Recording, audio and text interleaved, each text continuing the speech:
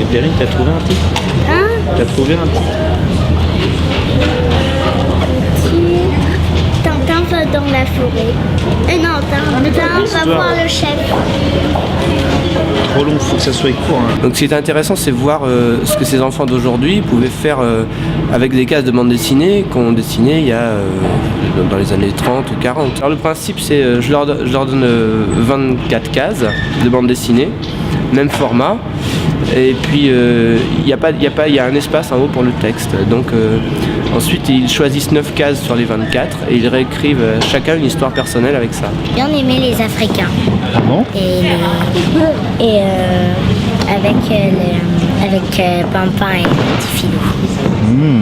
C'est quoi le titre de ton histoire? La rencontre des Africains au Congo. La passerelle, c'était Tintin au Congo, l'idée du colonialisme et de remettre ça dans son contexte, d'expliquer aux enfants, s'ils tombent sur des BD de ce type-là, qu'ils comprennent un peu, qu'ils sachent faire la différence entre une bande dessinée colonialiste et puis une autre qui ne l'est pas, par exemple. Je suis venue ici pour que ma fille découvre les livres au lieu des vidéos, des films, qu'elle apprenne un peu par rapport à l'orthographe, et je trouve que c'est vraiment très intéressant pour elle de découvrir ce monsieur. Et puis aussi Tintin au Congo par rapport au colonialisme, par rapport qu'elle soit pas raciste et tout ça. Ce qui était marrant aussi, c'était j'ai pas repris des cases de Tintin au Congo pour cet atelier, mais j'ai repris des textes de bande, enfin des images de bande dessinée qui étaient des espèces de Tarzan, vous voyez, un peu toujours dans l'esprit colonialiste.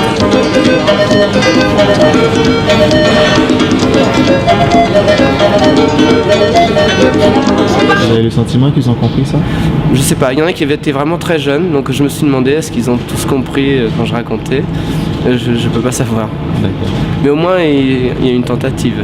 Après c'est difficile, mais je pense que tout laisse des traces de toute façon. Je sais pas comment.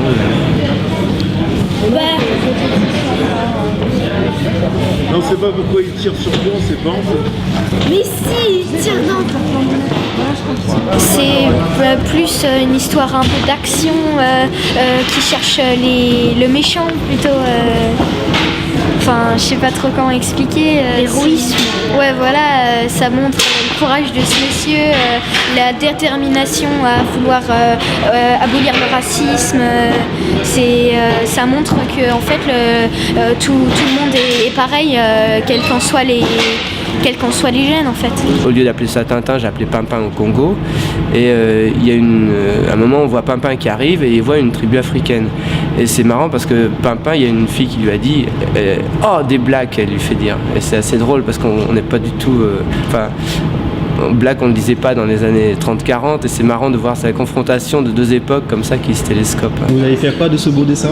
Je vais peut-être l'accrocher dans ma chambre. Oui, j'ai accroché dans ma chambre. Le but final, c'était de présenter Tintin au Congo et de le remettre dans le contexte.